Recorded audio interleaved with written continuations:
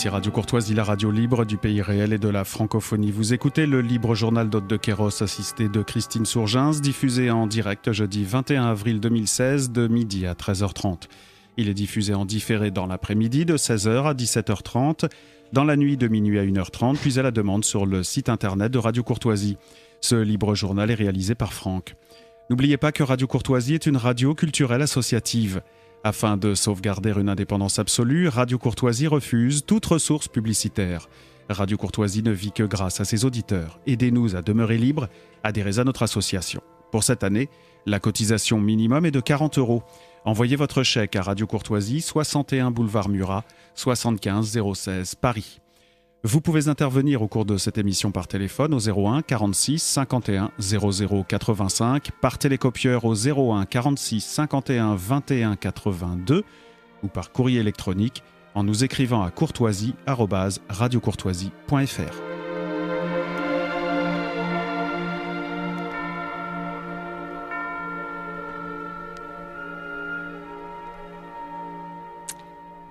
Chers auditeurs, j'ai le plaisir de partager avec vous la présence de Patrice Maire qui dirige et a créé une revue qui est très connue dans le 14e arrondissement qui s'appelle Mon 14 et qui est un exemple de revue défendant le patrimoine, si on peut parler ainsi. Et Dieu sait si Paris en a besoin, ça sera le sujet de principal de notre émission.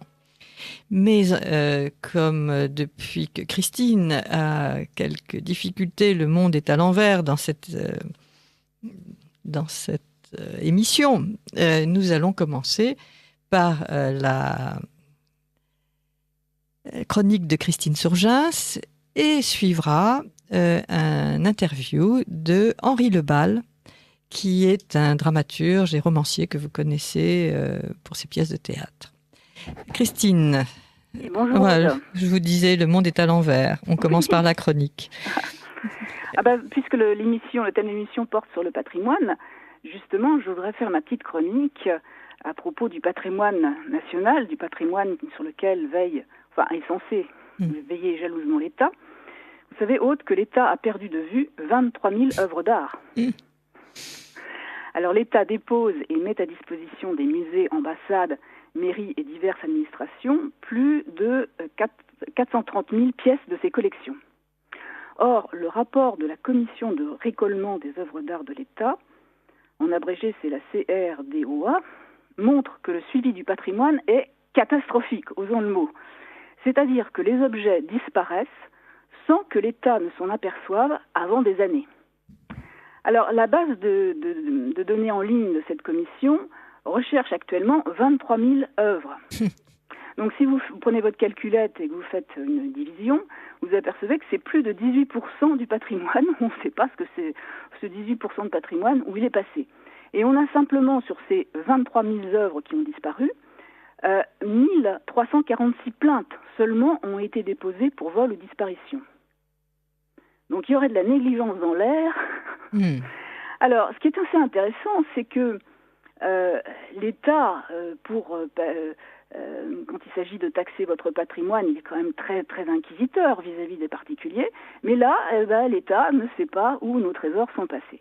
Alors, c'est Libération, en fait, qui a fait une grande enquête, qui est d'ailleurs en ligne, et vous pouvez, c'est très bien fait, il y a toute une carte de France, et vous pouvez cliquer sur votre département pour connaître l'état de la catastrophe, c'est-à-dire l'état des pertes.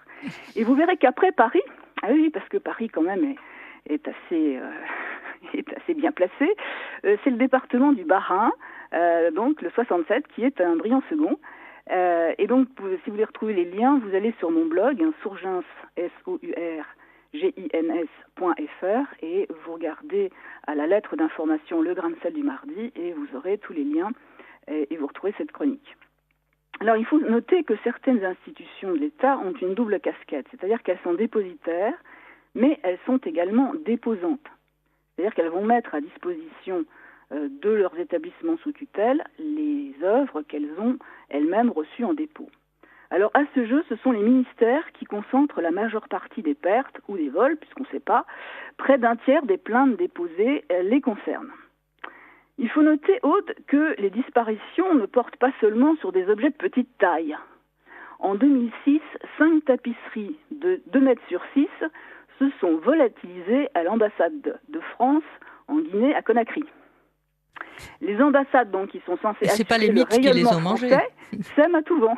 Ouais. Et on a simplement 123 plaintes quand même déposées dans un contexte donc d'ambassade. Mais vous avez aussi une annexe du château de Versailles, qui quand même, Versailles est censé veiller au grain. Eh bien, cette annexe a vu s'envoler un meuble en acajou de Jacob Desmalter.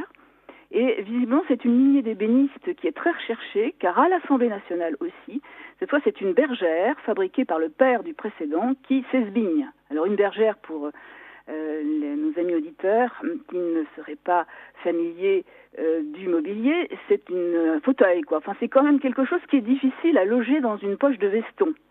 Et donc cette bergère s'est évaporée à l'Assemblée nationale malgré une stricte procédure de contrôle pour les visiteurs. Je vous rappelle qu'à l'Assemblée, quand même, il faut un relevé d'identité, il faut donner le motif de sa visite, on vous remet un badge. Mais à l'Assemblée, les bergères s'envolent. Bon, Héron, petit patapon, on pourrait en faire une chanson. Alors l'art contemporain n'est pas en reste, ne n'allez pas croire que c'est que le patrimoine ancien qui disparaît. Le Centre national des arts plastiques, qui dépend du ministère de la Culture et qui gère le Fonds national d'art contemporain, est cité dans le rapport. Donc l'évaporation n'est pas réservée aux œuvres anciennes. C'est moins grave parce qu'une œuvre d'art contemporain qui passe pas en salle des ventes et qui ne cote pas n'a aucun intérêt. Oui, enfin, puis de toute façon, beaucoup d'œuvres d'art contemporain sont elles-mêmes éphémères et ce sont des procédures. Donc, on peut refaire la sculpture en mie de pain, si vous voyez ce que je veux dire. Certes. Et elles sont peut-être mangées par les rats. Quand c'est conceptuel, c'est le mode d'emploi qui compte. Hein. C'est pas les rats qui les ont mangées Ah, c'est possible. Si c'est en mie de pain, ça peut être les rats. L'administration publique est à la peine, ne serait-ce que pour obtenir des réponses. Fin 2014, 40% des préfectures n'avaient pas répondu au ministre de l'Intérieur. Ça, c'est pas bien. Mais que fait M. Cazeneuve ? Manquerait-il d'autorité ? Je ne sais pas. L'Outre-mer n'avait pas localisé plus de 80% des œuvres en dépôt. Alors, tous ces tableaux, meubles et sculptures qui ornent et valorisent les lieux de pouvoir sont rarement retrouvés. Depuis que la base de données est créée, on a retrouvé seulement 251 objets. Et Jacques Salois, qui est le président de la CEDEROA, c'est-à-dire la commission de récolement des œuvres d'art, a beau rappeler les difficultés liées à l'absence de procédure au XIXe siècle, c'est quand même assez étonnant, parce que ce monsieur nous dit que c'est la faute au XIXe siècle si nos objets d'art s'évaporent au XXIe. C'est quand même étonnant. Alors certes, au XIXe siècle, on déposait sans inventaire, c'est vrai. Enfin, depuis Napoléon III, on a quand même une brillante administration. Aude, on a quand même des énarques, que le monde entier nous envie. Et ces gens-là n'ont rien réformé, n'ont rien vu, n'ont rien fait. Alors, à moins que ce soit effectivement les gens qui devraient s'en occuper, qui profitent de la manne, parce qu'il faut quand même rappeler qu'en février 2016, le sous-préfet de Normandie a été mis en examen et placé en détention provisoire, soupçonné de vol, notamment d'un tableau de grande valeur qu'on a retrouvé chez Sotheby's. C'est-à-dire que les œuvres perdues par l'État ne le sont certainement pas pour tout le monde. Alors, est-ce qu'on peut expliquer ça aussi, parce que de moins en moins de gens voient la valeur de ces objets? Ça, c'est parfaitement possible, en particulier sur tout ce qui est de la dégradation du mobilier qui est mis à disposition dans les ambassades, les ministères, etc. Beaucoup de gens ne connaissent pas la valeur de l'ébénisterie et on va poser un verre qui dégouline d'eau ou d'alcool sur une marqueterie extrêmement précieuse. Ça, on ne verra pas le problème, oui. En fait, il faudrait presque une formation de conservateur, même si c'est une petite formation pour tous les gens qui sont dans les ambassades, dans les ministères, dans les préfectures. Je crois qu'il y a quelque chose de plus simple, qui est d'appliquer la loi et qu'il y a des sanctions. Oui, mais vous savez, malgré tout, quand vous n'avez pas l'habitude de vivre dans un mobilier comme ça, vous n'en connaissez pas l'usage. Et je crois il va falloir presque une éducation pour ça. Oui, il y aura une éducation, mais je pense que l'éducation, c'est toujours la carotte et le bâton. Et c'est vrai que vous savez, pour faire comprendre aux gens la valeur d'une œuvre, s'ils savent que s'ils y touchent, ils risquent, 5 ans de prison, ils vont vite comprendre. Hein. Oui, alors ils ne voudront pas avoir ces œuvres, ils ne voudront pas être responsables de ces œuvres. Ça dépend. Non, là, il ne s'agit pas d'être responsable, il s'agit simplement de ne pas les voler. C'est tout à fait différent. Hein. Donc, bon. Mais je pense que ce problème de la baisse d'intérêt pour le patrimoine et surtout le manque de culture, le manque de formation dans ce domaine a comme conséquence... Pour le patrimoine, je ne suis pas d'accord avec vous. Quand un fonctionnaire a dans son bureau un tableau et qu'il s'y attache et quand il part à la retraite, il part avec le tableau, c'est bien que justement il a un goût pour ce patrimoine, justement. Le fait que ça disparaît prouve aussi qu'il y a des gens qui en font leur beurre, en quelque sorte. Mais c'est peut-être pas la seule raison. C'est peut-être pas la seule raison, mais c'est aussi une raison. Et il faut, là, vu l'hémorragie, il va falloir réagir assez vigoureusement. Ou alors... Mais vous savez, moi, il y a une façon de réagir d'une façon générale, de respecter les objets, de respecter ces choses-là. C'est qu'il y ait vraiment des vrais cours d'histoire de l'art depuis le jardin d'enfants jusqu'à... Ah là là. Oui, or, vous savez que ça, c'est ce que ne veut pas ni l'Éducation nationale, ni le ministère de la Culture, parce qu'ils veulent que les gens valorisent l'art qui se fait contemporain d'aujourd'hui. Et on ne veut pas donner une culture qui pourrait créer une identité. Donc ça, c'est la raison profonde. Et le résultat, c'est que le patrimoine se dégrade de plus en plus et qu'on surveille de moins en moins son intégrité. C'est vrai, parmi les conservateurs, disons des dernières générations qui n'ont plus du tout la même sensibilité vis-à-vis du patrimoine, qui fait que on peut dégrader le paysage, on peut dégrader beaucoup de choses avec... oui, on peut faire des trous dans le tapis vert à Versailles. Par exemple, on peut faire beaucoup de choses qui auraient été impensables tout simplement parce qu'il n'y a pas la sensibilité à ça. Moi, je le pense. Et on ne peut pas être un pays qui a un très extraordinaire patrimoine sans avoir dans la population une éducation à la hauteur du patrimoine. C'est exactement ce qu'a fait l'Italie.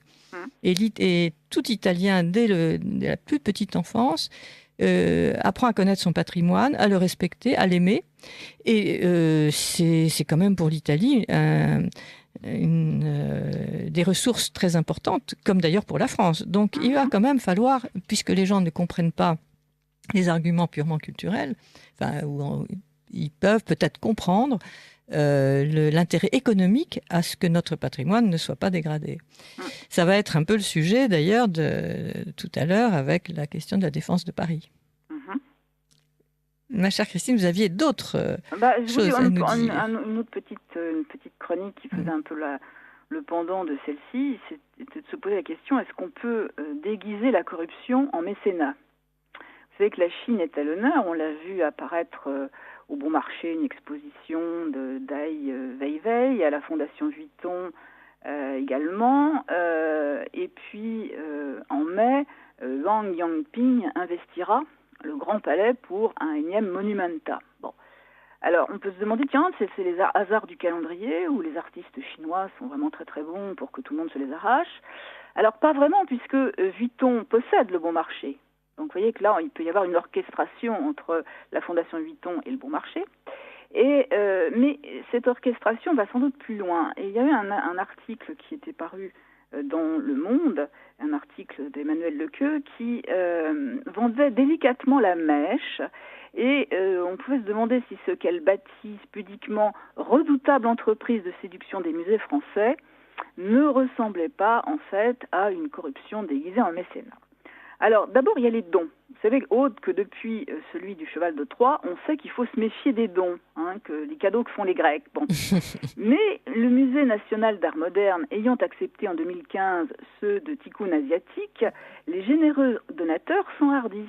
Et le bel Adrian Cheng, milliardaire de 35 ans, vient d'entraîner le Centre Beaubourg dans un partenariat public-privé assez décoiffant. C'est-à-dire qu'il a créé à Beaubourg un poste de conservateur dévolu à l'art chinois, entièrement à sa charge, ou plutôt à celle de sa fondation, qui s'appelle K11. K11, c'est un organisme à but non lucratif, donc tout de suite, on est plus rassuré dès qu'on entend un organisme à but non lucratif. On a peut-être tort d'être assuré, je ne sais pas.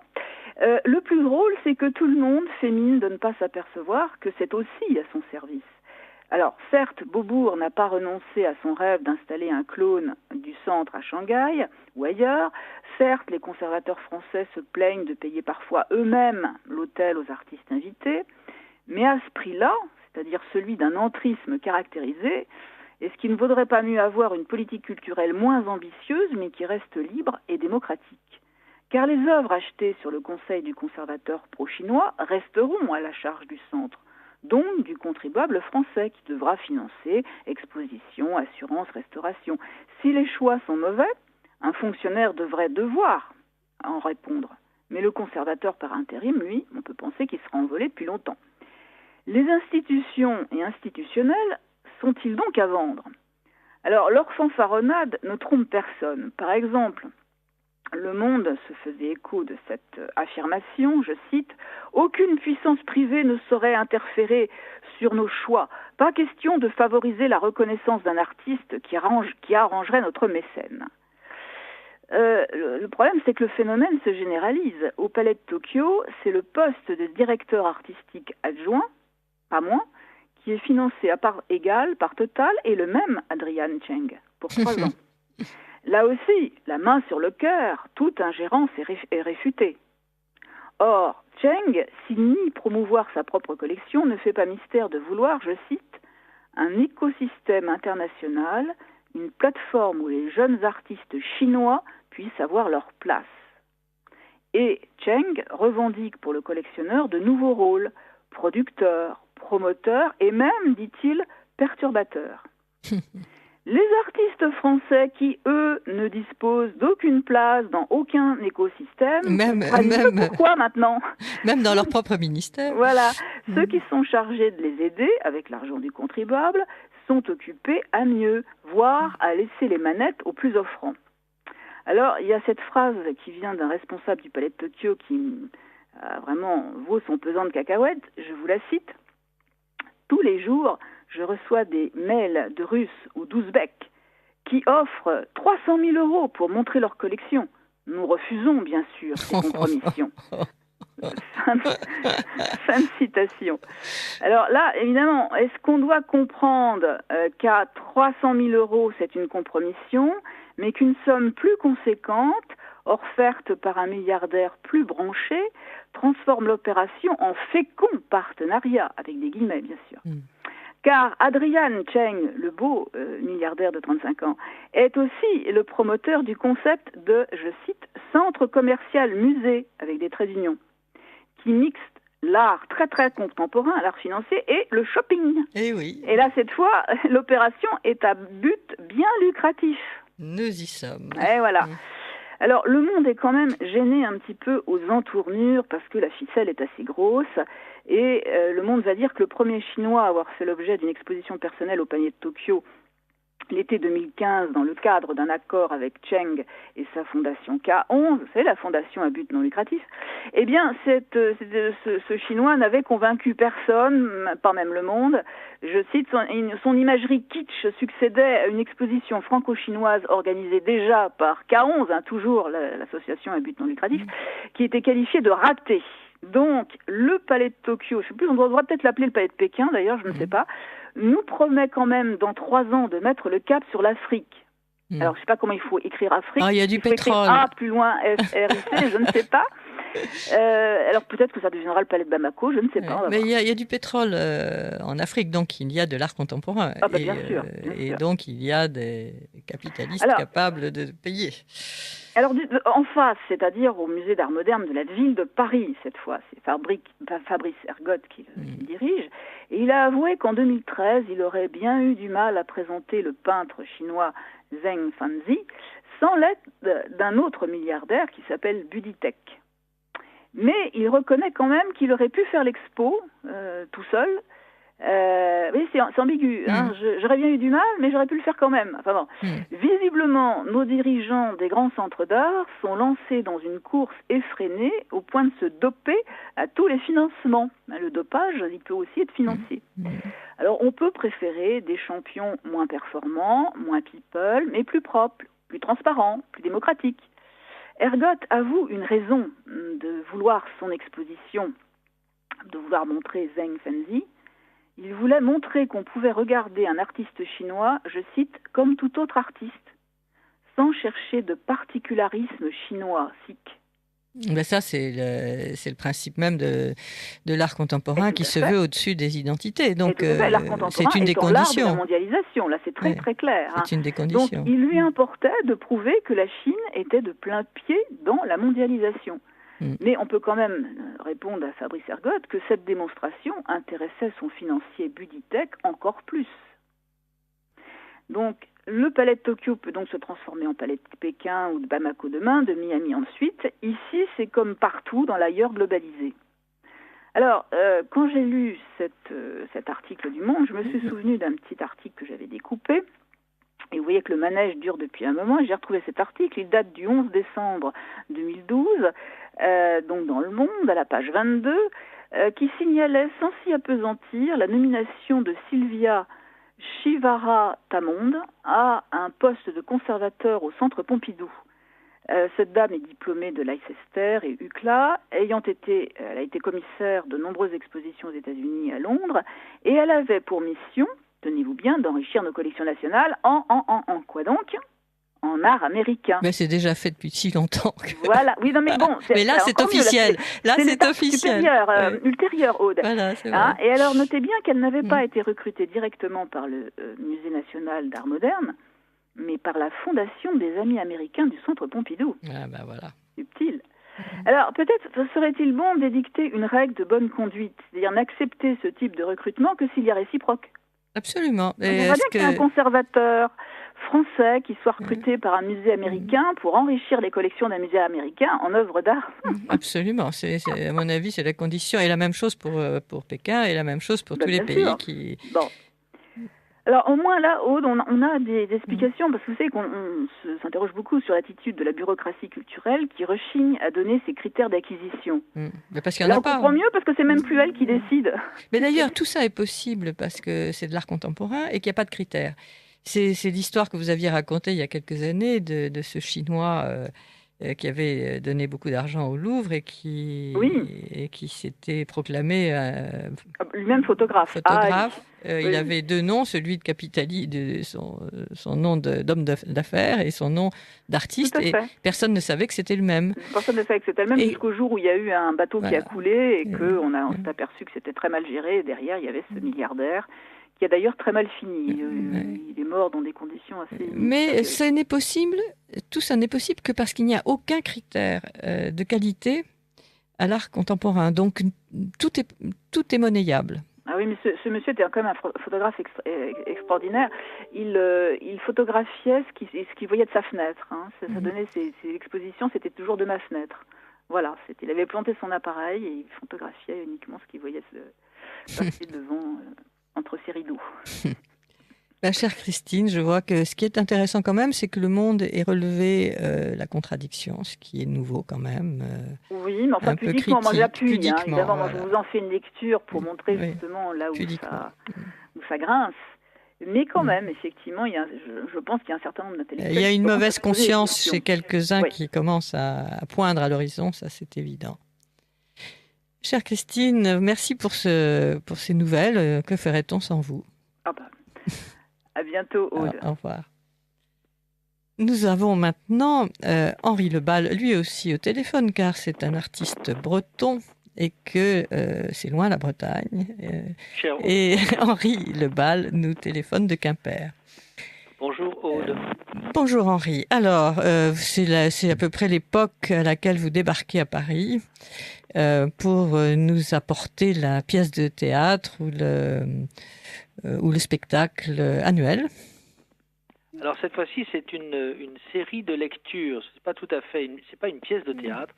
C'est un moment que nous allons faire partager autour de lecture de quelques textes de Saint Bernard de Clairvaux. Alors, Henri, peut-être pour ceux qui entendent parler de vous pour la première fois, vous êtes un romancier, un dramaturge, vous écrivez autant de romans que de pièces de théâtre, c'est un roman, une pièce de théâtre, c'est à peu près ça, et vous faites la seule chose qu'il y a à faire aujourd'hui quand on est un homme libre, c'est-à-dire que vous montez vous-même vos pièces de théâtre sans l'aide des subventions, ce qui donne une merveilleuse liberté. Et vous avez une petite compagnie, la compagnie Le Parvis, qui vous accompagne dans l'aventure. Et c'est comme ça que vos pièces de théâtre circulent, évidemment, de la Bretagne à Paris et ailleurs, et que vous avez, parce qu'il faut faire avec les moyens du bord, vous nous avez fait parcourir Paris dans les lieux que nous avons toujours envie de connaître. Par exemple, ça a été le cas des profondeurs de Saint-Sulpice, Oui. Où vous avez donné plusieurs pièces, 1h30, 1h15 par exemple, Oui. la péniche, la crypte.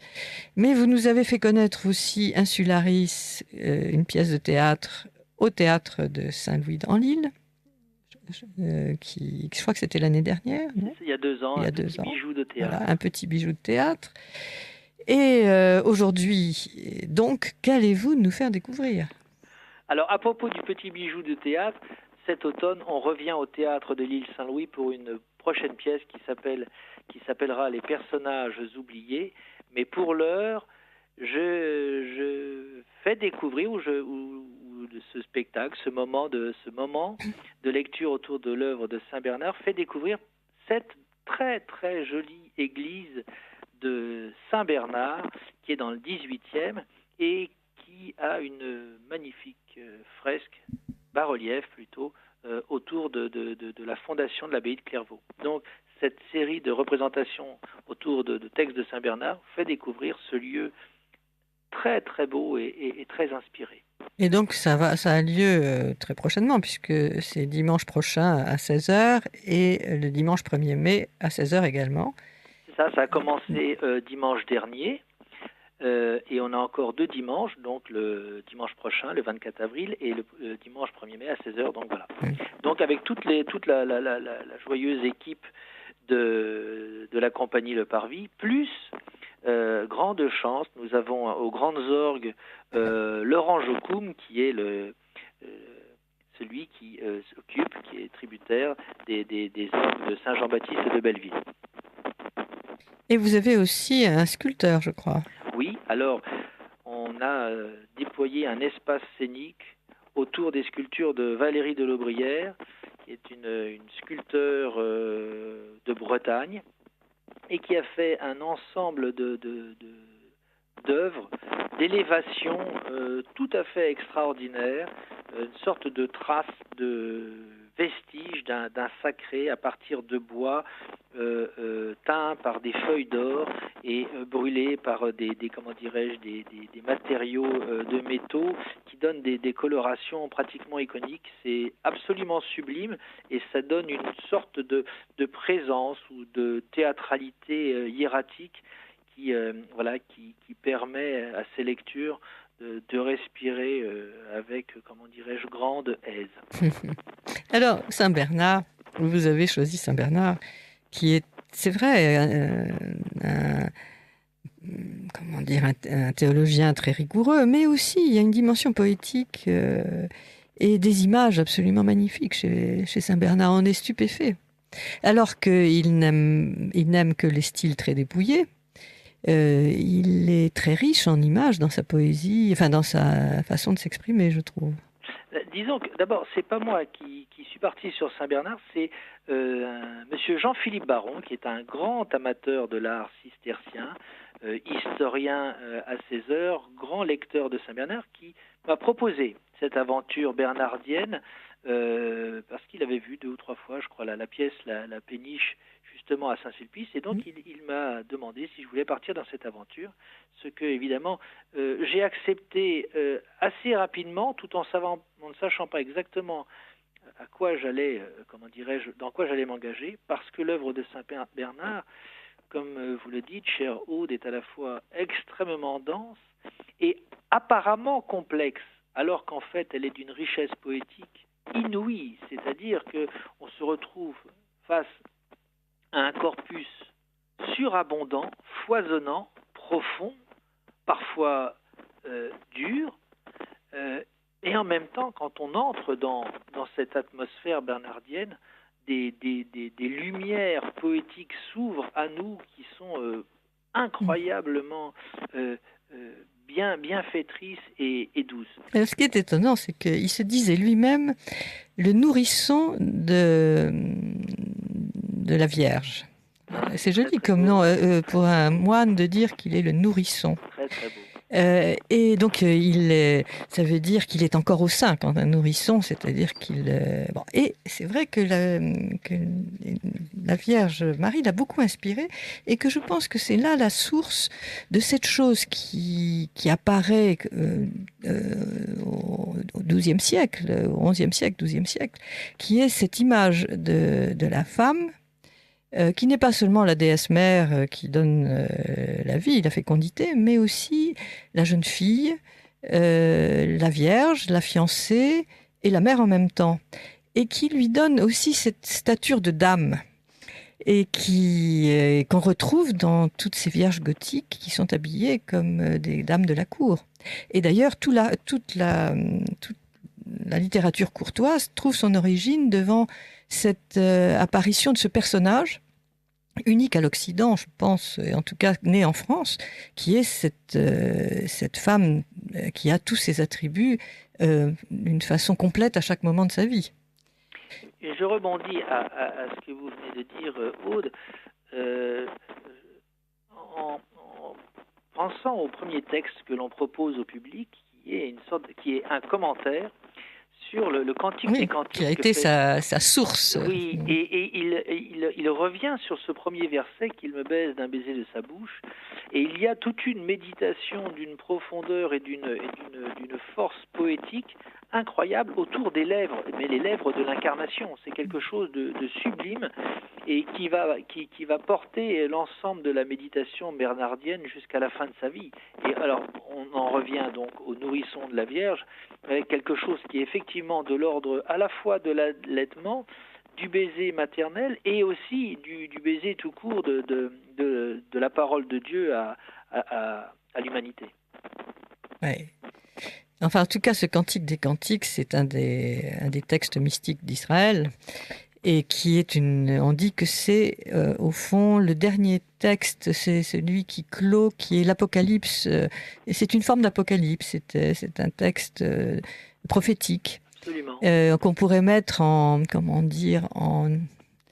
regard avec Saint Jean, avec l'Apocalypse de Saint Jean. Oui.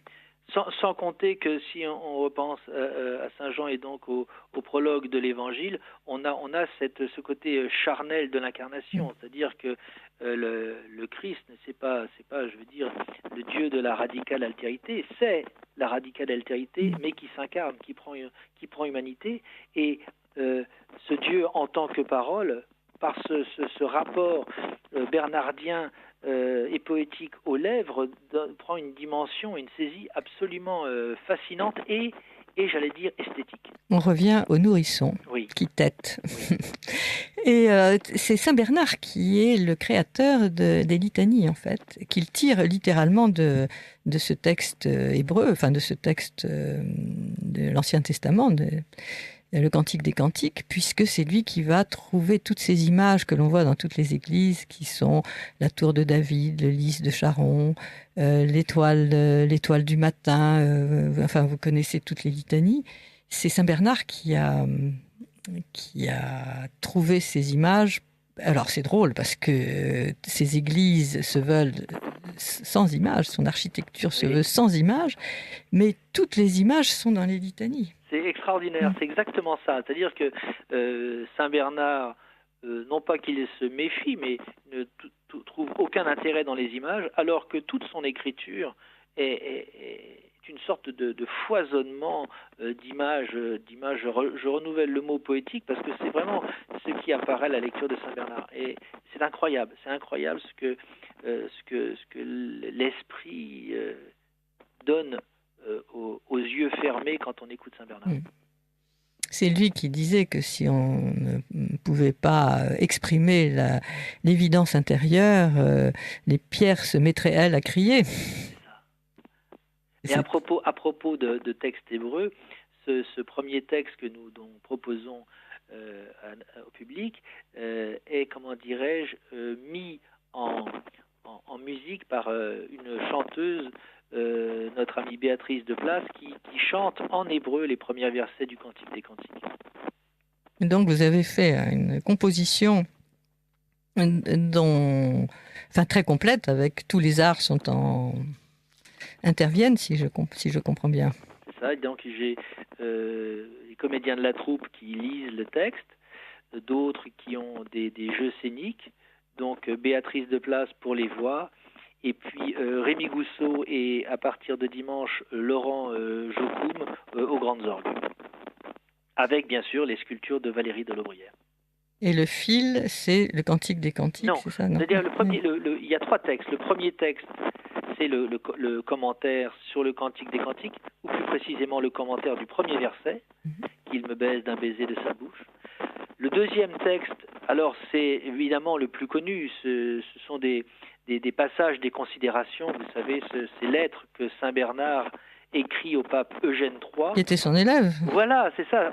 C'est quelque chose d'absolument inouï, c'est-à-dire qu'on a son ancien moine devenu Saint-Père. Donc le père abbé écrit au Saint-Père, qui était son moine, et il lui fait des remontrances, certes bienveillantes, mais d'une force incroyable. Je ne sais pas si on imagine aujourd'hui un vieux professeur de théologie argentin écrivant de cette façon à François. Ah, peut-être que ce serait bien que ça existe. Peut-être que ça serait bien. Mais d'ailleurs, Benoît XVI faisait souvent référence à ce texte à ces textes des considérations. C'est quelque chose d'incroyable. Je ne pense pas qu'il y ait d'équivalent dans l'histoire de la littérature religieuse. Et en plus, avec notre ami Yves Philippe qui prend la voix de Saint Bernard, on a l'impression d'y être véritablement, et que chaque spectateur se retrouve dans la position de Eugène III. C'est inouï. Et le troisième texte, donc, eh bien, alors c'est un moment merveilleux. C'est un passage que j'ai retrouvé où Saint Bernard développe en quelques lignes tout ce que lui inspire la hiérarchie des anges et des êtres célestes. C'est fascinant. C'est fascinant de beauté. Vous parliez tout à l'heure d'images poétiques, Aude, voilà. C'est une rivée, ou plutôt une rosée descendant du ciel d'images poétiques. Alors dites-moi, Henri Lebal, votre prochain roman? Oui. Vous y êtes, évidemment. Vous êtes en train de le finir, sans doute. Parce que le dernier date de 2012. Oui, c'est vrai. Et j'ai vu avec chagrin que l'âge d'homme était en train de disparaître. Disparition, non. Modification profonde, oui. Ah, bon, vous me rassurez. L'âge d'homme étant votre éditeur pour beaucoup de pièces. Et vous savez que l'âge d'homme avait Dimitrievitch, son ancien... qui est mort. Oui, mort d'un accident, un personnage considérable, singulier. Oui, à qui on doit toute la littérature russe qui a pu se sauver du totalitarisme. Exactement. Personnage considérable. Dimitrievitch avait lancé la collection Théâtre Vivant avec une de mes pièces. Donc j'ai toujours présent à l'esprit ce moment incroyable où c'était la pièce qui s'appelait, je me rappelle plus, je crois que c'est La Crypte. Insularis, c'est Insularis qui est le premier volume de la collection Théâtre Vivant. Et donc, pour reprendre votre préoccupation, chère Aude, non, l'âge d'homme n'est pas mort, il visiblement change d'orientation, mais la collection Théâtre Vivant demeure. La preuve, c'est que la pièce que nous allons jouer cet automne au théâtre de l'île Saint-Louis, Les Personnages oubliés, va sortir dans la collection Théâtre Vivant dès le mois de septembre. Bon, alors vous me rassurez. Oui. Et vous nous dévoilez un peu le sujet de... Personnages oubliés Non, du prochain. Du prochain Non, vous êtes superstitieux, sans doute. Oui, c'est ça. Il faut pas trop, alors n'en parlons pas. Il ne faut pas en parler. Et le salon du livre insulaire qui a lieu tous les ans à Ouessant, est-il prévu cette année? Et on vous le doit avec votre épouse. Surtout mon épouse qui s'occupe de pratiquement l'ensemble. Cette année, c'est pour le 500e anniversaire de l'Utopie. Donc c'est toute une rencontre d'auteurs, tous insulaires ou ayant trait aux îles, autour de l'Utopie de Thomas Mann, les îles et l'Utopie. Eh bien, c'est très attirant. Il faudra prendre le bateau pour y aller. Exactement. Et nous y songeons. Cher Henri Lebal, eh bien, je vais répéter à nos auditeurs l'adresse de Saint-Bernard dans le 18e, c'est quoi? Alors, l'adresse, c'est l'église Saint-Bernard, rue Affre, donc c'est métro La Chapelle. Oui. Quand on arrive au métro La Chapelle, on ne peut pas la rater, on voit la dentelle de pierre, des clochers, des flèches, c'est superbe. Donc, c'est dimanche prochain, 24 avril, et dimanche 1er mai à 16h. Ça dure 1h20, lecture de textes de Saint-Bernard, mis en musique, mis en chant, mis en voix, et entrée libre, et les gens donnent ce qu'ils veulent à la sortie. Et j'ai cru remarquer que dimanche dernier, ce fut fort généreux. Ah, bah tant mieux, parce que c'est la seule chose qui nous manque, c'est le nerf de la guerre. Voilà. Tout le reste, on l'a. Cher Henri, à donc dimanche. Merci, cher Aude, à bientôt. Au revoir. Alors, nous avons, dans le studio cette fois-ci, nous n'avons plus besoin du téléphone, et c'est beaucoup mieux quand même. Nous avons Patrice Maire, qui est le directeur et le créateur d'une revue qui est exemplaire, je pense, une de ces revues de quartier, qui s'appelle Mont 14, mais Mont avec le pluriel, c'est-à-dire qu'en fait, il y a plusieurs monts dans le 14e, c'est bien ça? Oui, il y a Montrouge, Montparnasse et Montsouris, les trois monts du 14e. Les trois monts du 14e. Et croyez-moi, il y a du travail parce que c'est un endroit de Paris extrêmement riche, dont l'histoire est riche, avec beaucoup de monuments, de lieux, enfin, qui ont marqué l'histoire, et que, évidemment, c'est en perpétuel danger. Et que Mont 14 a comme but à la fois de rendre compte de cette activité, parce que c'est encore trois quartiers très vivants sur le plan artistique et sur le plan de la vie associative, et c'est de défendre aussi le patrimoine de ces trois monts. Oui, alors d'abord, l'association a été fondée en 1996 avec pour premier objet donc la physionomie de Paris. Et à l'époque, on construisait des bars, des tours, c'est une uniformisation du paysage par le béton. Et donc, je défendais les petites maisons de faubourg du 14e parce que ça mettait de la respiration et de la diversité. Oui, c'était d'ailleurs, les artistes avaient déménagé de Montmartre à Montparnasse, parce qu'il y avait cet espace. Toutes les écuries avaient été évacuées parce qu'on était passé à l'automobile et que c'était... Et puis, il y avait les expositions universelles et à chaque fois, on enlevait tout. Et il y avait des petits malins qui récupéraient les matériaux, qui faisaient des ateliers d'artistes. Et donc, alors malheureusement, depuis, ça, à cause des bobos, à cause des grandes opérations de la ville, il y en a énormément qui ont disparu. Mais on trouve encore beaucoup d'artistes ou de traces d'artistes dans le 14e. Et en lisant Mont 14, on a l'occasion d'entrer dans ces lieux secrets, dans les ateliers. Je crois que vous aviez fait un numéro sur les sculpteurs, que je n'ai pas ici, et qui faisait qu'on entrait dans l'atelier d'un grand sculpteur, celui qui a fait la statue de Gaulle et de Churchill. Voilà. Donc il y a donc le sculpteur du de Gaulle et du Churchill est donc parmi dans le 14e. Il a voulu offrir un musée au 14e, enfin un musée, un espace culturel.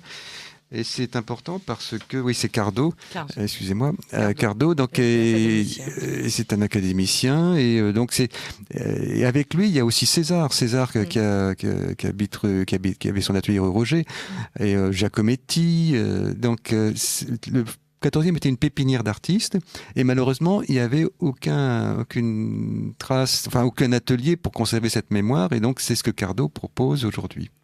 Vous pensez qu'il a une chance ? Oui, je pense que on en a besoin. Donc, surtout que l'atelier de Bourdelle, qui est un endroit absolument extraordinaire dans le 14e, a été, pour ainsi dire, récupéré par la mairie, et que c'était un espace où il pouvait y avoir des choses très diverses, et que maintenant c'est plus ou moins consacré à l'art contemporain. Oui, ça c'est malheureusement c'est une tendance. Mais il faut dire que le musée est l'atelier est immense.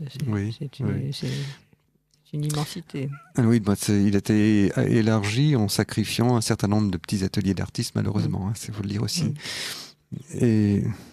Mais nous connaissons aujourd'hui un exode urbain, c'est-à-dire que les artistes n'ont plus les moyens de rester à Paris, parce que la surface est très chère. Oui. Et donc, vous retrouvez beaucoup d'artistes en Ardèche, dans le sud de la France, dans des villages. C'est un moyen de survivre. Oui, eh bien, à chaque fois qu'il y a une friche qui se dégage, comme par exemple aujourd'hui c'est Saint-Vincent-de-Paul, et on voit qu'il y a des collectifs d'artistes qui ont envie de s'y installer et qu'il y a tout à coup une vie un peu marginale qui apparaît, un dynamisme, les squats d'artistes, oui, c'est un dynamisme. Mais qui sont tolérés parce que ça fait partie de la révolution urbaine. On les met là le temps où il n'y a pas encore d'affectation. Et ça reste, mais on peut les chasser quand on veut, parce qu'un squat, c'est éphémère. Voilà, c'est éphémère. Et ça, c'est utilisé dans le monde entier. On valorise le lieu en faisant venir des artistes, et puis après, on les expulse et on construit des immeubles qui vont évidemment avoir des loyers assez élevés. C'est comme ça aussi qu'on transforme les quartiers moins prestigieux. Oui.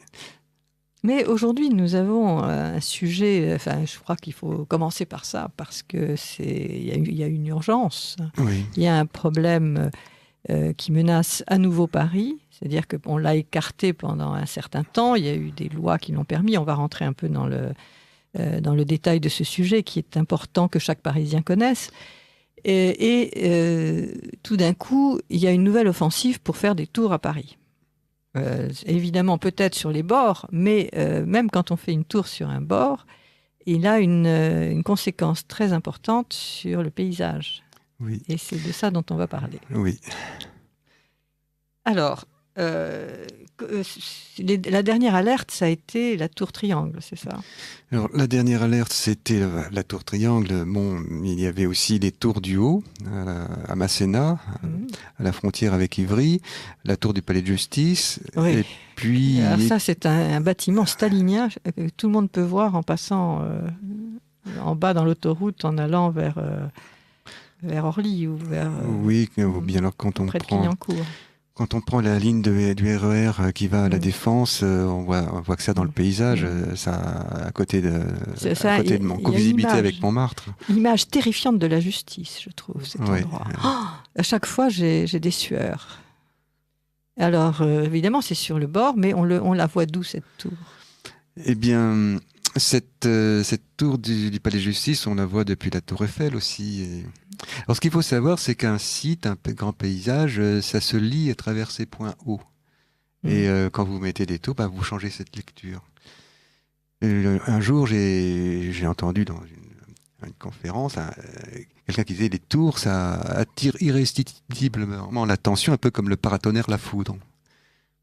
Et donc, quand vous observez Paris, vous voyez donc le dôme des Invalides, les tours de Notre-Dame, Saint-Sulpice, dôme du Panthéon. Donc, de proche en poste, vous reconstituez ce Paris emblématique qu'on nous envie. Et oui, que le monde entier nous envie. Que le monde entier nous envie. Et personne ne voudrait que ça bouge. Et, bien sûr, c'est notre chance, c'est notre vitrine. C'est ce qui attire. Bon, si on n'a que des arguments économiques, c'est quand même ça qui nous fait vivre, en partie. Oui. Je sais pas, on est peut-être le pays au monde qui a le plus de touristes, c'est ça? Oui, et puis c'est les siècles futurs, ça va être le grand changement, ça va être un développement extraordinaire du tourisme, des voyages. On va vers une société des loisirs, et la découverte des autres. Alors, c'est pas le moment de casser Paris, de casser je dirais, l'ADN de Paris, ce qui fait son identité, ce qui fait qu'elle est unique au monde. Oui. C'est pas le moment. Et pourtant, vous avez ces tours qui montent et qui sont faites un peu, je dirais, à la limite de la légalité, semble-t-il. Alors, c'est un sujet qui est un petit peu complexe. Donc j'avais essayé de médiatiser donc une co-visibilité fâcheuse des tours du Haut avec le dôme du Panthéon, avec les tours de Jean Nouvel qui font qui faisaient un peu un bonnet d'âne. Et le problème, c'est que Delanoë a été très habile lors de l'établissement du PLU de 2006. Alors, il faut dire le contenu des sigles, parce que tout le monde ne les connaît pas. Oui. Donc du plan. Alors, du PLU, ça veut dire plan local d'urbanisme. Le plan local d'urbanisme. Et donc, il a succédé au POS, plan d'occupation des sols. Et donc on passe à l'idée de l'unité d'une ville. Donc apparemment, c'est un progrès. Apparemment. Bon, enfin, je sais pas, mais... Non, le fait qu'on dise un plan d'urbanisme, ça veut dire qu'on regarde tout par rapport à tout. Oui, c'est vrai. C'est pas simplement un plan d'occupation des sols, ça va un peu plus loin. Mais en fait, les choses sont pas aussi bien que ça. Oui. Donc avec le plan d'occupation des sols de 1964, je vais commencer par là parce que j'apporte quelque chose de nouveau à la connaissance du public, c'est que à l'époque, on réfléchissait fortement au devenir du paysage de Paris justement. Donc on était en pleine période de construction. On est en 1975. Oui, on est en 1975.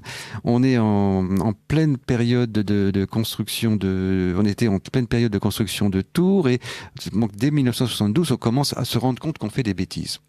Il y a des perspectives de boucher, ne serait-ce que l'école de la faculté de médecine de la rue des Saints-Pères, on la voit comme une barre dans le paysage. Il y a la tour Montparnasse qui est ignoble, mais il y a aussi les grandes barres qui entourent la gare Montparnasse, qui font une barrière visuelle. Et donc on s'en rend compte et on continue à les construire, mais en même temps on établit ce qui s'appelle à l'époque un plan de protection générale du site, plan des fuseaux de protection générale du site, et pour protéger des points de vue, des perspectives, des échappées. Avec des fuseaux un immense plan qui traverse Paris, avec des fuseaux qui traversent Paris de part en part. Et par exemple, de l'Arc de Triomphe, on a une perspective circulaire qui forme comme un cône de protection visuelle. Et avec un fuseau qui prend toute la rue de Rivoli et qui va jusqu'à Saint-Mandé presque. Et donc ces fuseaux sont contraignants, donc ils s'imposent au plan des hauteurs. C'est-à-dire qu'on respecte les perspectives. Voilà, on doit respecter obligatoirement les perspectives. Et parce que toutes les villes du monde ne sont pas faites comme Paris avec de multiples perspectives. C'est vraiment comment dire, c'est une exception. Ouais. Rome. C'est un colimaçon, c'est quelque chose de... Il y a quelques perspectives, mais pas beaucoup. Londres aussi, mais Paris, c'est une ville construite sur des axes avec des perspectives. Alors évidemment, c'est très très délicat, cette histoire de Paris. Alors c'est ça qui vous inquiète, c'est que si vous voyez apparaître derrière le Panthéon, de part et d'autre, 2 tours, c'est terrifiant. Vous avez cassé le paysage parisien, c'est tout simple. Parce que c'est un peu comme je disais, un bonnet d'âne. Bon, c'est peut-être un petit peu exagéré, mais enfin c'est un peu ça, quoi. Ça casse tout. Ça casse tout. Alors donc ces fuseaux sont faits pour protéger ces perspectives, si j'ai bien compris. Oui. Donc ils sont contraignants. Ils sont contraignants. Un architecte ne peut pas s'amuser à mettre dans ses axes une tour. Oui. Et donc, si jamais il doit y avoir des dérogations au plan des hauteurs, c'est toute une histoire.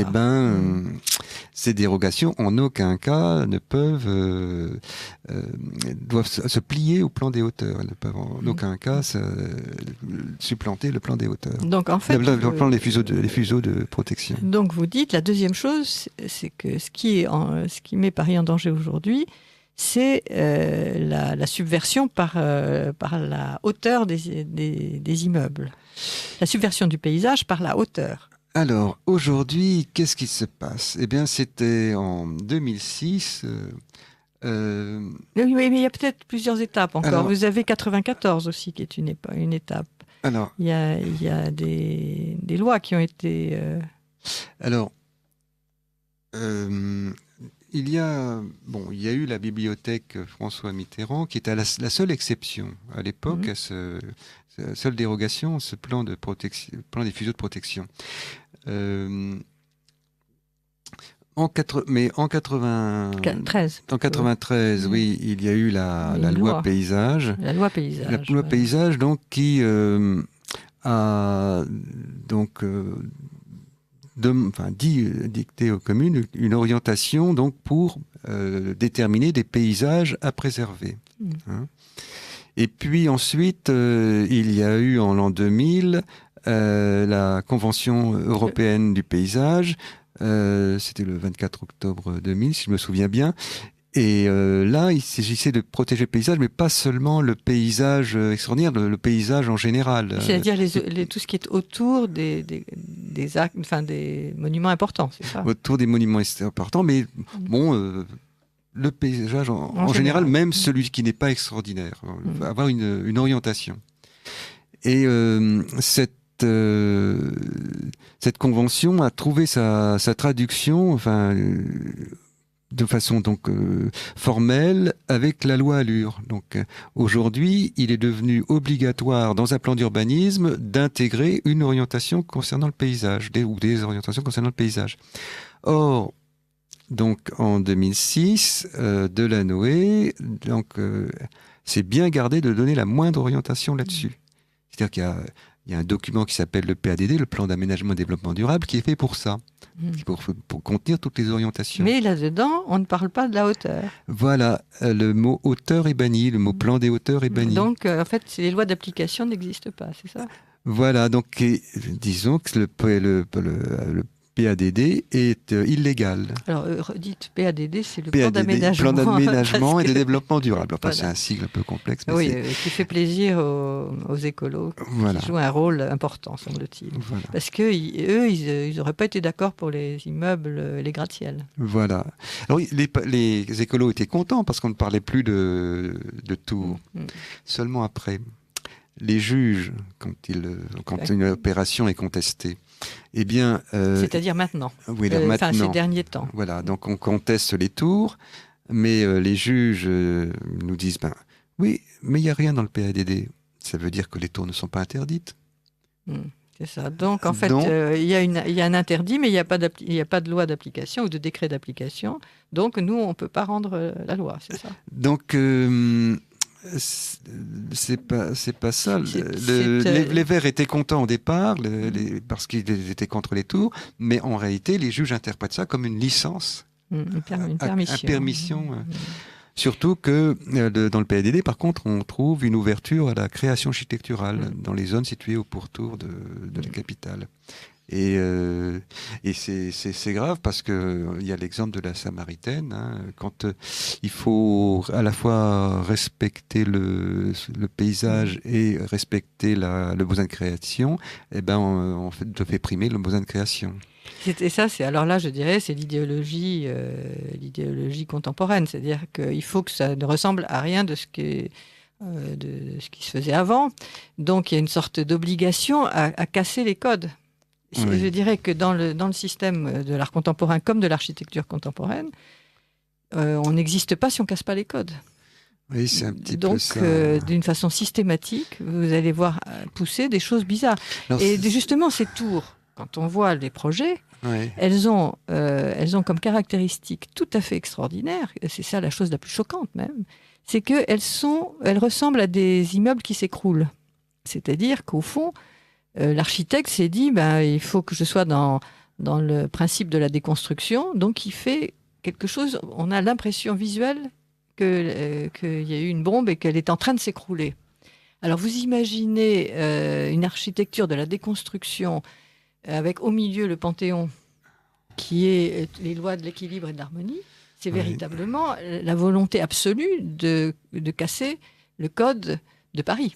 Et l'idée d'une harmonie entre les bâtiments. Oui. Oui, alors ça, c'est surtout depuis 2008, quand il y a eu les socialistes ont eu une majorité absolue et que Anne Hidalgo est devenue adjointe chargée de l'urbanisme. Anne Hidalgo a donné consigne à tous les architectes qui instruisent les permis de construire, on appelle ça les architectes voyers, d'imposer la modernité aux promoteurs et aux architectes.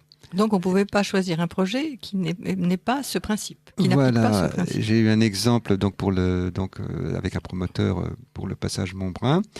Il voulait s'intégrer la rue Montbrun et au passage Montbrun. On lui dit non, vous devez faire du moderne. Alors, l'architecte a dit je sais pas. Alors, ça fait rien, vous faites quelque chose de minimal. Et alors il a fait quelque chose d'extrêmement simple. L'architecte voyait était content.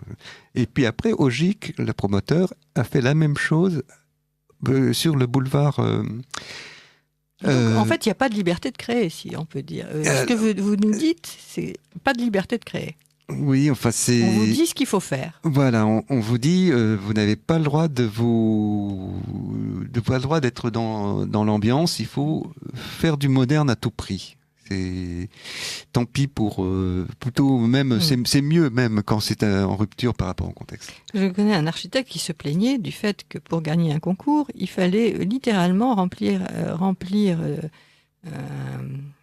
des obligations.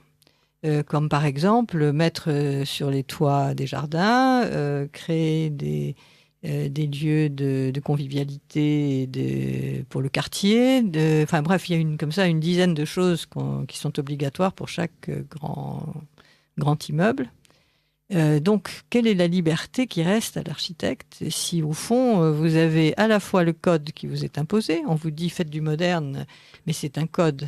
C'est un code, c'est pas la liberté de créer. Et puis surtout, vous devez intégrer toutes ces choses-là. Et le reste n'a aucune importance. Au fond, l'intégration dans Paris n'a aucune importance. C'est même, je dirais, un handicap pour celui qui présente un projet. Parce qu'il y a toujours des concours. Oui, des concours, mais quelqu'un a été témoin pour la maison de Châteaubriand. Le jury était fait d'architectes qui étaient partie prenante par ailleurs dans d'autres projets, et donc il y a eu un architecte qui glissait à l'autre. Celui-là, il n'y a pas eu de projet depuis un certain temps, on peut lui laisser. Mais je croyais qu'autrefois on faisait des enveloppes anonymes. C'était toute l'histoire de des créations pour Mitterrand, son opéra, La Grande Arche, etc. C'était des enveloppes anonymes donc on regardait tous les projets et ce n'est qu'après avoir choisi qu'on découvrait qui avait fait le projet. Donc cette habitude visiblement n'existe plus. Oui, enfin. Donc, on sait que, surtout que maintenant, il y a plus de 2/3 des projets qui émanent d'autres sociétés d'économie mixte qui font des HLM. Donc, ces sociétés font appel obligatoirement à ces architectes qui sont bien en vue à la cour d'Anne Hidalgo, quoi. Donc, oui, évidemment. Il y a tout cet aspect. Il y a l'aspect, évidemment, des intérêts de chacun qui est toujours dans les affaires immobilières, sont toujours là. Mais il y a aussi ce poids culturel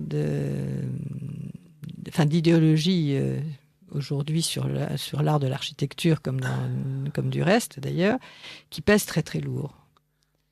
Alors, donc, on avance un peu dans cette histoire qui est quand même juridique, parce que le principe du respect du paysage est là, mais l'application n'est pas possible. Il n'est pas possible d'appliquer ce principe.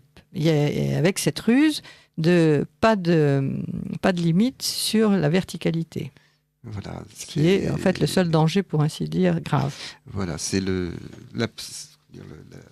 fait que le PADD n'est pas cette orientation, il souffre de cette lacune. Et donc, nous avons déposé un mémoire donc en appel, parce qu'on va déposer en première instance, en disant que puisqu'il n'y a rien d'indiqué, il faut trouver l'économie du plan d'urbanisme dans le POS de 1975. Oui, avec que ça soit pas appliqué à la lettre, mais dans l'esprit. Et donc appliqué dans l'esprit. Alors en fait, vous avez fait un travail énorme parce que vous avez payé un photographe, un expert géomètre. Un expert géomètre et un photographe pour voir quel serait le paysage si on ajoutait les immeubles qui sont prévus à la place où ils sont prévus.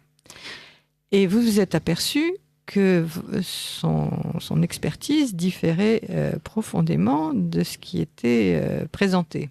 Voilà, donc il y a eu une enquête publique pour le permis de construire des tours du haut. Et donc dans cette enquête publique, on a minimisé la hauteur de la tour du haut 1, parce qu'ils sont deux, et par rapport au Panthéon dans la perspective depuis l'Arc de Triomphe. Et donc il y a ça, mais Jean Nouvel dans son permis de construire des tours du haut, il avait minimisé la présence des autres tours, parce qu'en tout il y en a 5 des tours dans Masséna.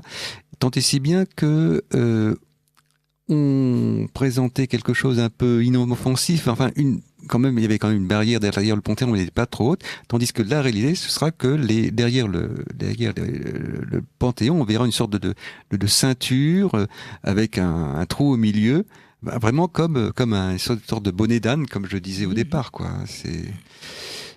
Et puis sans compter que pour Bercy, de l'autre côté de la Seine, on parle aussi de faire des tours. Donc on va se retrouver dans la situation qui était redoutée en 1975, c'est-à-dire que Paris se trouve engoncé, ou bien alors dans une cuvette, avec entouré de barrières visuelles. Alors est-ce que c'est bien malin de faire ça à l'époque où Paris doit s'ouvrir à sa métropole ? Oui, et la perspective est importante dans notre vue de Paris. Si on voit ce bonnet d'âne derrière le Panthéon, c'est quand même extrêmement gênant. Extrêmement gênant. Alors c'est drôle parce que ça prouve aussi que, disons, les architectes, les conservateurs, les gens qui ont du pouvoir dans ce pays, c'est à l'administration quand même de veiller sur le respect du patrimoine. C'est à eux. Que le niveau a beaucoup baissé. Probablement, ce sont des gens moins cultivés, moins sensibles, moins formés à l'esthétique, à l'œil, à toutes ces choses-là. Parce que quand même, quand Mitterrand a voulu fermer la perspective de l'Arc de Triomphe, du Louvre à l'Arc de Triomphe, par ce qu'on a appelé la Grande Arche, il était quand même très préoccupé de la question de la perspective. Ça l'empêchait un peu de dormir la nuit. Il avait trouvé son architecte avec le cube, n'est-ce pas, qui ouvre ou qui ferme, on ne sait pas trop la perspective. Et il était quand même très inquiet de laisser son nom à une chose qui aurait été critiquée pour la suite des siècles. Il pensait à son avenir et à sa réputation. Et il avait fait payer plusieurs millions, enfin un nombre de millions qui m'a paru énorme et dont j'ai oublié la somme, pour vérifier par lui-même ce que donnerait la perspective. Et ils avaient commandé des hélicoptères n'est-ce pas, auxquels étaient accrochés des panneaux qui étaient de la largeur du cube, de façon à ce qu'on puisse voir du bas des Champs-Élysées, donc à peu près à la hauteur de l'Élysée, puisqu'il est allé voir au petit matin, et puis il a fait la même chose le soir, ces hélicoptères faire pendre ces panneaux pour qu'on voit ce qu'on verrait par la suite. Comment ça coupait parce qu'on le voit à l'intérieur même de l'étoile. Et ça l'a rassuré, il a trouvé ça bien, et c'est comme ça qu'il s'est décidé quand même. Donc, raté ou pas, il s'est posé la question, et il a dépensé des millions pour voir l'effet que ça ferait en vrai. Ce qui est quand même... Alors on est là dans les années 90, et maintenant dans les années 2000, visiblement, il n'y a pas grand-chose à part l'idée d'une d'une subversion permanente des codes, d'une part, qui est, je dirais, la référence intellectuelle, et d'autre part, des intérêts financiers, et puis d'autre part aussi de bourrer Paris, d'une population qui, peut-être, à mon avis, peut-être Paris est déjà plein. Est-ce que c'est nécessaire d'empiler de nouvelles populations dans Paris? Oui, surtout si ça doit se faire au détriment de la respiration. Les tours, soi-disant, ça permet de loger les gens. Enfin, il y a beaucoup de préjugés, malheureusement. Il n'y a pas assez de débat, il y a des préjugés. Il y a des gens qui croient que c'est pour loger les gens, les tours. Alors que c'est absolument pas faux. Alors, c'est quoi? C'est pourquoi? C'est pour faire des bureaux? Toutes les tours qui sont prévues, ce sont des tours de bureaux. Alors, on fait semblant qu'elles soient mixtes.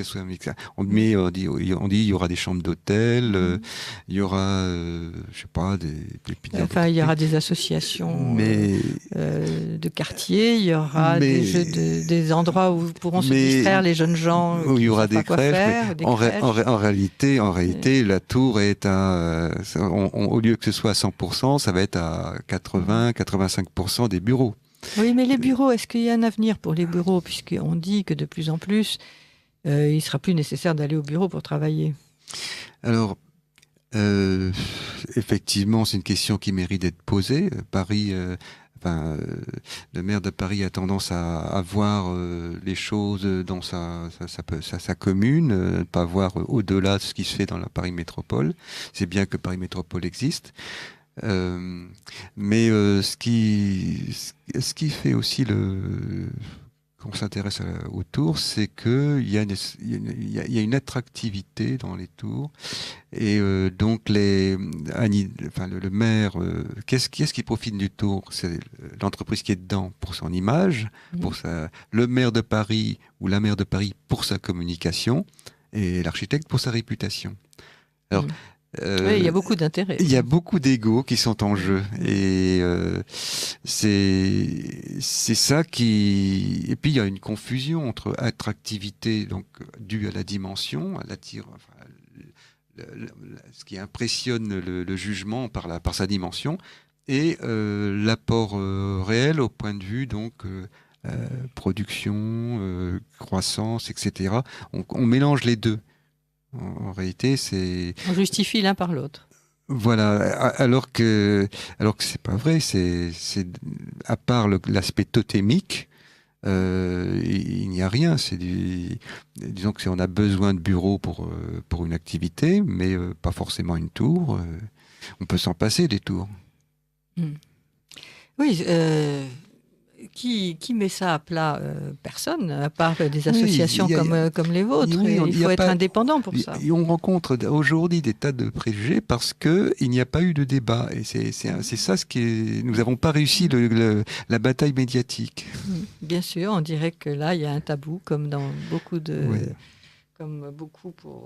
en France. La question esthétique pose problème. C'est un des tabous forts, curieusement.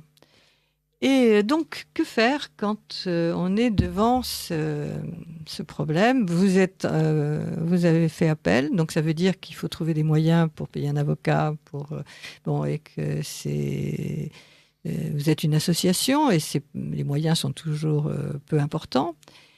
Et vous avez les juges qui, en tout cas en instance, ne veulent pas juger la chose en esprit, mais ce qui est normal d'ailleurs, d'après des textes. Oui. Mais en fait, il y a une contradiction puisque le texte général existe, mais pas l'application, et probablement pas par hasard. C'est-à-dire que vous pensez qu'il y a une ruse. Oui. Et c'est une porte qu'on a laissée ouverte et qu'on n'a pas voulu fermer. Oui, c'est très très habile, très habile de la part de Delanoë. Rien sur les hauteurs et les tours. Et après, cette absence d'indication. Et puis quand même, vous vous appuyez sur cette loi antérieure de 93 et de 74. Voilà. Donc vous avez quand même de la matière juridique, des lois, des décrets qui existent. Donc en fait, il y a encore une chance de gagner. Mais si les médias ne s'en mêlent pas, S'il n'y a pas un grand débat sur le Grand Paris dans Le Monde, Le Figaro, les grandes télévisions, on ne voit pas très bien comment la sensibilisation peut se faire. Cela dit, moi je suis frappée de l'efficacité du travail des associations. On a vu dernièrement beaucoup de réussite dans ce domaine. Je crois que vous citiez à un moment donné dans vos journaux, que je recommande beaucoup à nos auditeurs. Donc c'est un journal qui coûte 2 €, c'est-à-dire que vraiment c'est pas la ruine, qui s'appelle Mont 14. Vous pouvez vous abonner et vous avez là vraiment de la matière sur tous les lieux de Paris, ceux qui sont en danger, mais aussi la découverte de ces lieux et aussi tout le fond du débat. Et puis la suite de cette aventure, puisque vous avez perdu en instance, vous espérez quand même gagner en appel. Mais s'il n'y a pas d'opinion publique, aujourd'hui, on ne peut rien faire. Et vous citiez dans un de vos journaux le cas d'une association en province qui avait quand même obtenu pas mal de bons résultats. Ça s'appelle Urgence Patrimoine. Oui. Et bon, de quoi s'agit-il ? Je ne sais plus de quel endroit de France il s'agit, mais c'est une dame, Alexandra Sobczak, qui voit détruire une église, qui voit détruire un hôtel qui avait beaucoup de prestige dans sa ville, et qui se disait, mais on ne peut pas... comment arrêter ça ? Comment faire ? Enfin, c'est comme si on nous arrachait une dent. Donc, elle fait une association et elle réussit quand même elle a quelques victoires à son actif, de mettre un holà à certains projets. Et tout le monde s'intéresse à ce qu'elle fait et du coup, elle a aujourd'hui des délégués régionaux un peu partout. Et je pense que de plus en plus, vous avez des associations qui se créent, alors quand ils arrivent à savoir à temps quel est le projet, parce qu'il y a l'histoire d'Anzy-le-Duc que nous avons parlé ici sur Radio Courtoisie, impossible d'avoir aucun média important sur le sujet. C'était une sorte d'entente dont les villageois n'ont su que 15 jours avant le début des travaux, pour ainsi dire, entre un grand collectionneur, le maire, et puis finalement également le ministère de la Culture et tout ce qui est là pour préserver le patrimoine, pour remplacer les vitraux existants par des vitraux de Fromager, qui a une exposition en ce moment à Beaubourg. Or, comme l'on sait, c'était une façon de faire monter la cote de Fromager. Il n'y avait aucun lien entre la création de Fromager, qui est du genre pop, très coloré, sans aucune dimension spirituelle évidemment, et l'église qui sert encore, et où on dit la messe, où vous avez des offices, enfin qui est lié à la vie, je dirais, quotidienne des gens qui habitent Anzy-le-Duc. Bon. En 15 jours, l'association a réussi à bloquer toute cette histoire et à arrêter le projet. Donc, il faut se dire aujourd'hui que dans cette histoire d'Anzy-le-Duc, mais c'est un peu pareil partout, ni l'Église, ni ceux qui conservent le patrimoine, ni le ministère de la Culture, ni la mairie ne peuvent arrêter ce projet ou n'ont pas envie d'arrêter ce projet. Mais qu'une association de gens peuvent arriver à le faire. Parce que, comme vous le dites très bien dans votre journal, la plupart des Français sont attachés à leur patrimoine. Oui. Vraiment, c'est très fort. Mais l'opinion publique ne leur donne pas la parole. Donc, si on ne fait pas soi-même la défense de notre patrimoine, si on ne construit pas nous-mêmes la défense de notre patrimoine par des associations privées, eh bien, je ne sais pas ce qui peut se passer, parce qu'aujourd'hui, tout est possible, étant donné l'idéologie qui domine. On trouve ça bien. Oui. Il y a vraiment une volonté donc de la part du pouvoir à Paris de refuser tout ce qui évoque la muséification. Il faut réinventer Paris. Ce qui est, donc, que ça ressemble à New York ou à Shanghai. Ce qui est une véritable. Alors, pour les architectes, c'est l'escroquerie parce qu'on les fait travailler à l'œil.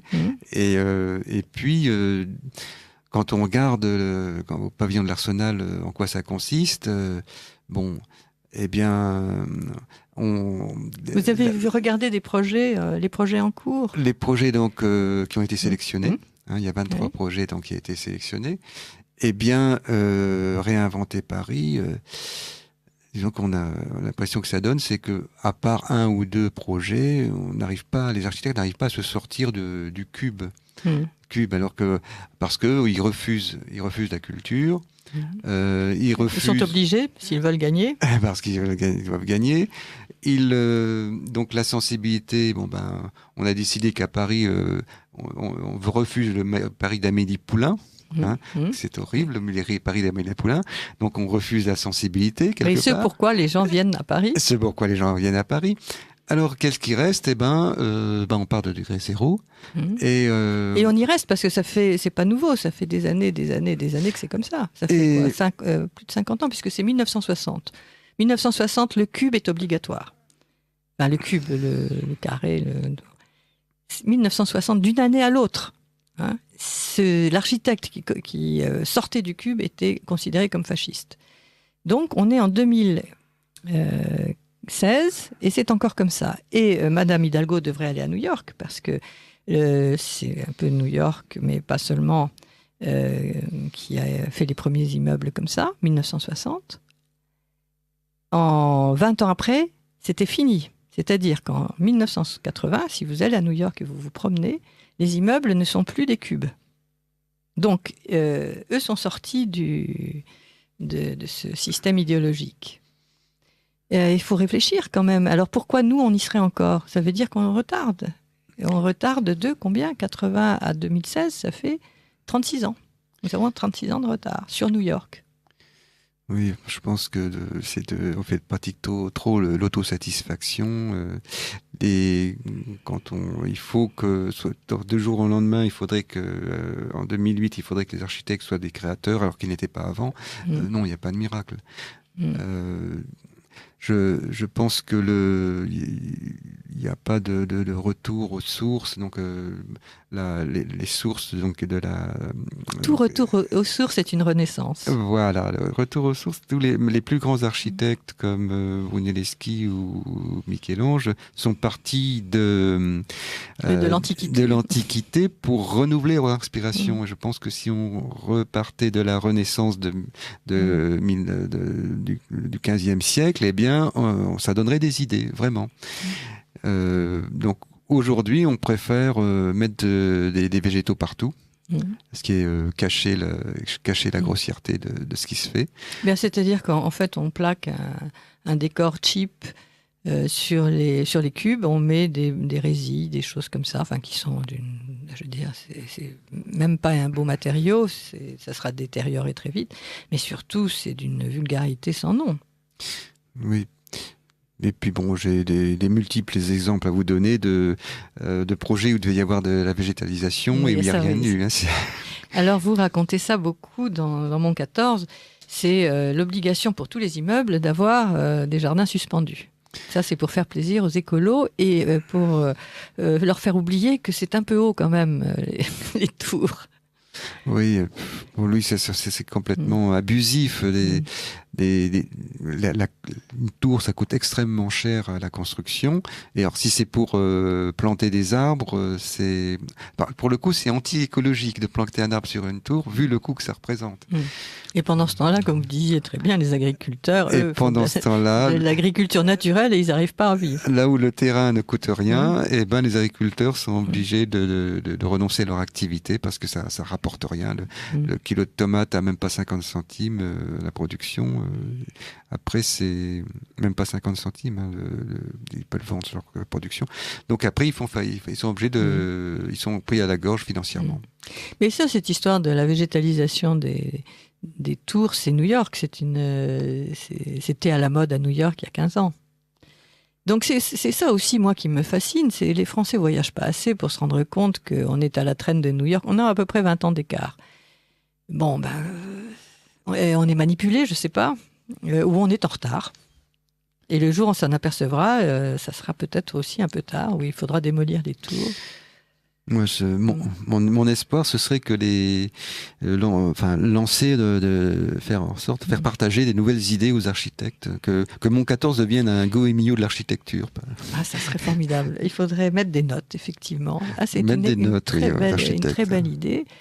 Je crois qu'il faut effectivement redonner des critères et repermettre à chacun d'entre nous de juger par lui-même, en sachant selon quels critères, donc, de pas simplement dire j'aime ou j'aime pas. Voilà. Il faut aller un peu plus loin quand même.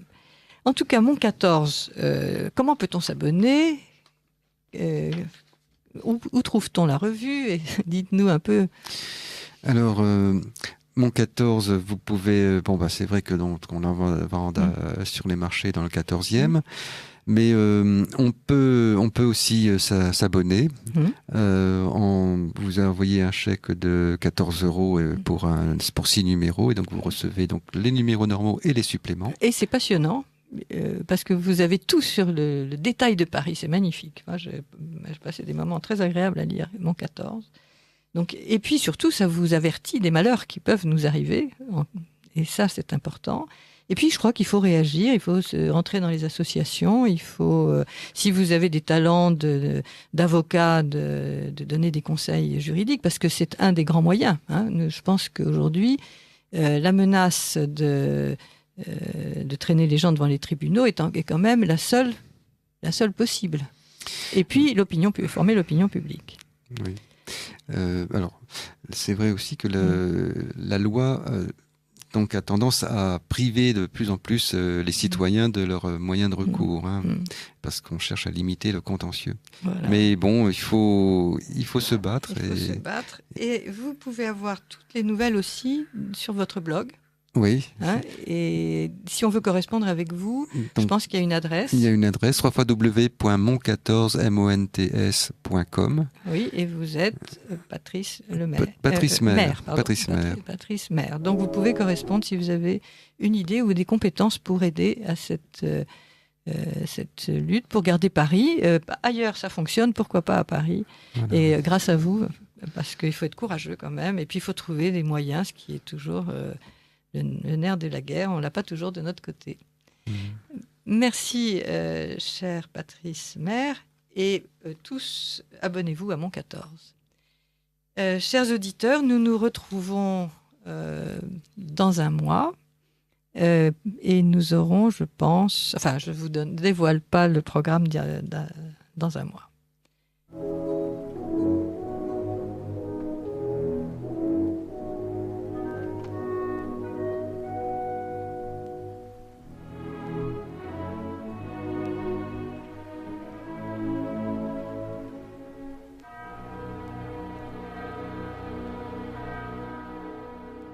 Ici Radio Courtoisie, la radio libre du pays réel et de la francophonie. Vous venez d'entendre le libre journal d'Aude de Queyros, assisté de Christine Sourgens, diffusé en direct jeudi 21 avril 2016 de midi à 13h30.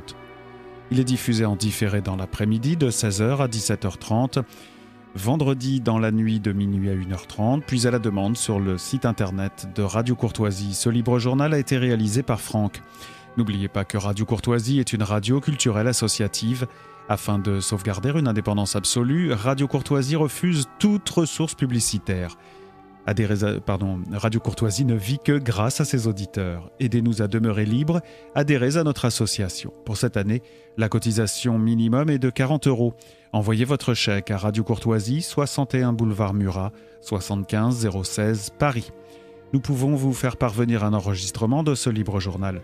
Commandez le CD-ROM pour le prix franc de port de 9 € ou 6 € seulement si vous êtes adhérent de notre association. En rédigeant des chèques distincts pour la cotisation et pour l'enregistrement, vous faciliterez la tâche de notre secrétariat bénévole. Je vous rappelle notre adresse: Radio Courtoisie, 61 boulevard Murat, 75 016 Paris.